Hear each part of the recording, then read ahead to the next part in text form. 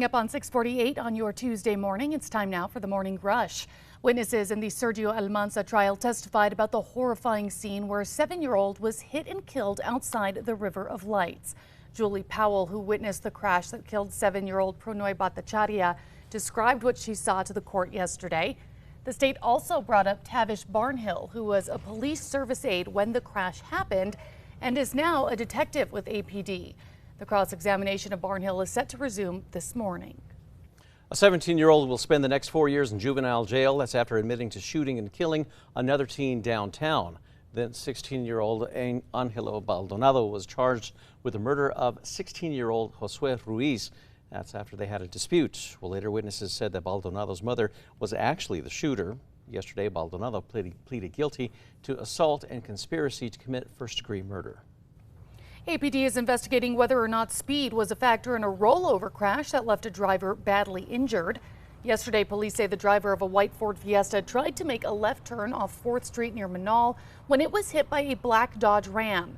That pickup rolled over the Fiesta, and the driver of the Fiesta was taken to the hospital in critical condition. Erica. And here's a look at our school day forecast. Those temperatures will be in the upper 60s. For the bus stop, it is a comfortable morning out there. And by the afternoon, temperatures climb into the upper 80s. We could see a spot shower or storm.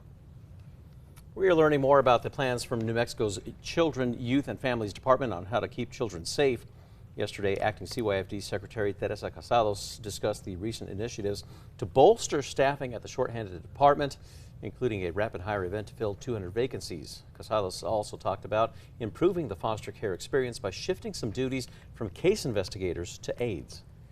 New Mexico's top federal prosecutor is seeking community feedback as he works to fight crime in the state. Since June, U.S. Attorney Alex Ubaez has met with community members in the International District, Westgate, and other areas to discuss crime tied to homelessness and drug use.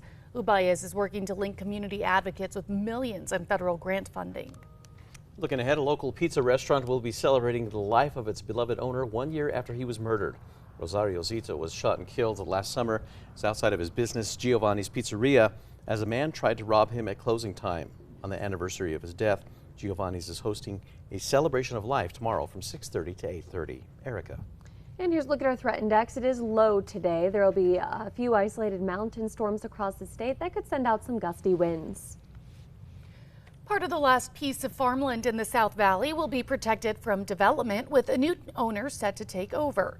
Over the years, developments have sprung up around the 160-acre farm.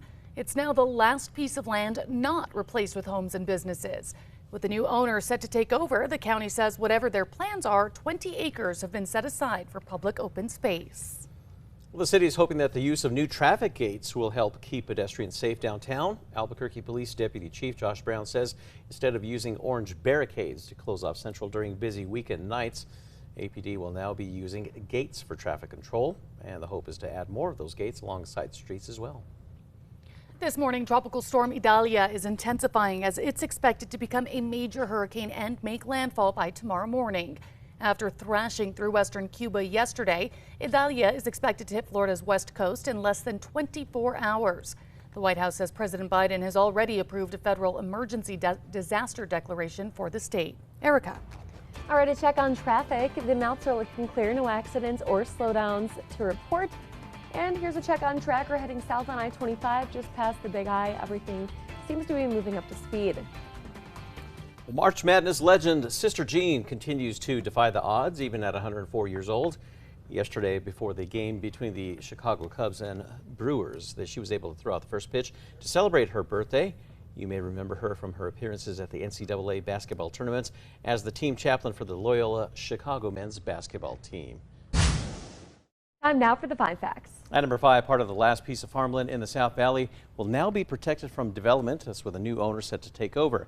The 160-acre farm near Coors and Rio Bravo, it's been around for generations. Well, over the years, developments have sprung up around it, making it the last piece of farmland in the area not replaced with homes and businesses.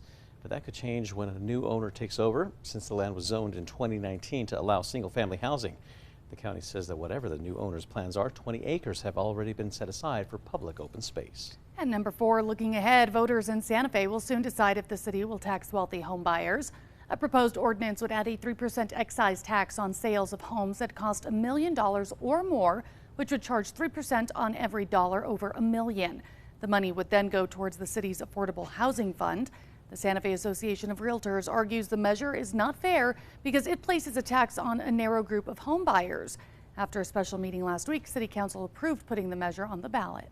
And at number 3, it's going to be a drier day out there. We'll only be seeing isolated storms around the mountains, including the central high terrain, and we could see a isolated shower or storm in the middle Rio Grande Valley. But it looks like the most widespread stuff will be in southern New Mexico. And number 2, it was an emotional day in the Sergio Almanza trial as witnesses testify about the horrifying scene where 7-year-old Pronoy Bhattacharya was hit and killed outside the River of Lights.